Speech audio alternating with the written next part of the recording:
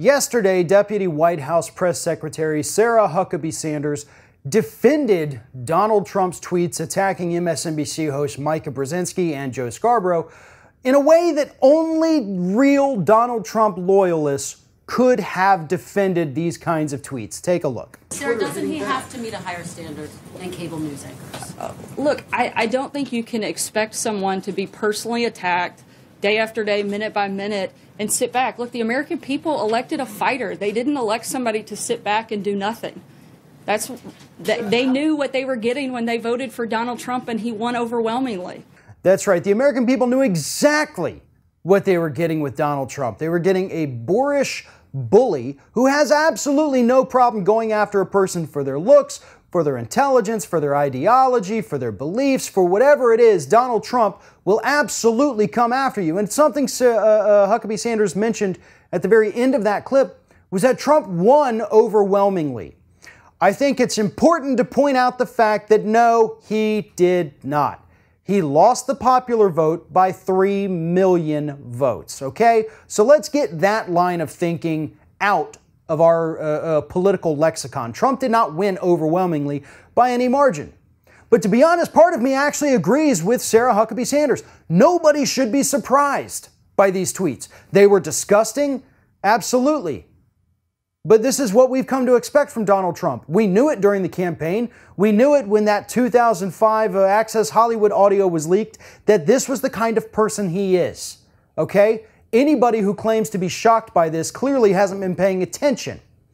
What's really interesting about yesterday's press briefing, not just that question, but the question that same reporter had actually asked before Huckabee Sanders gave that response. Take a look at the exchange that took place before that. Two questions to follow up on that. One is that I understand your point, but he is the president of the United States. They are cable news anchors, so he has to stand to a higher standard.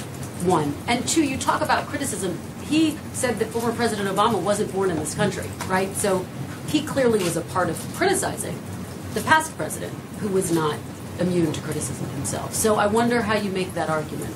Again, I think I've been pretty clear that when the president gets hit, he's going to hit back harder, which is what he did here today. Trump has been one of the most toxic people in American politics long before he ever decided to run for president. He is the one who continuously, for years, pushed the issue that President Barack Obama wasn't even born in the United States. That was flat out false, and yet Donald Trump continued to push it.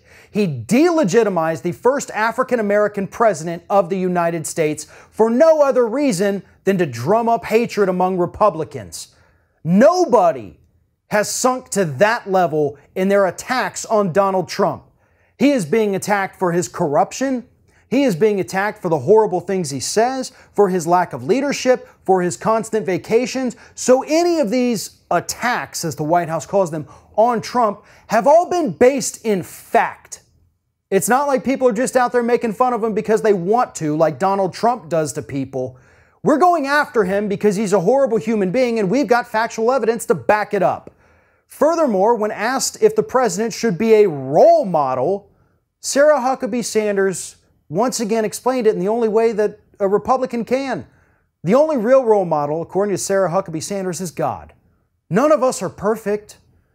Yeah, I get that, but Donald Trump also has a young son.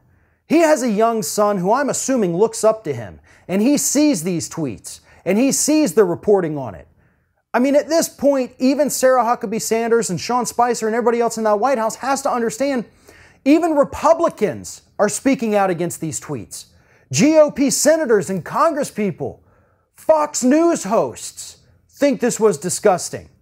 And when your best excuse is that none of us are perfect, only God is perfect, or that the American people knew what they were getting into, then perhaps you need to take a closer look at the man that you work for and realize that this is not normal. If you like this video, make sure that you like, comment, and share, and most importantly, subscribe to our YouTube channel. And if you want to help support Ring of Fire, go to patreon.com/TheRingOfFire, become a monthly patron to help support independent progressive media.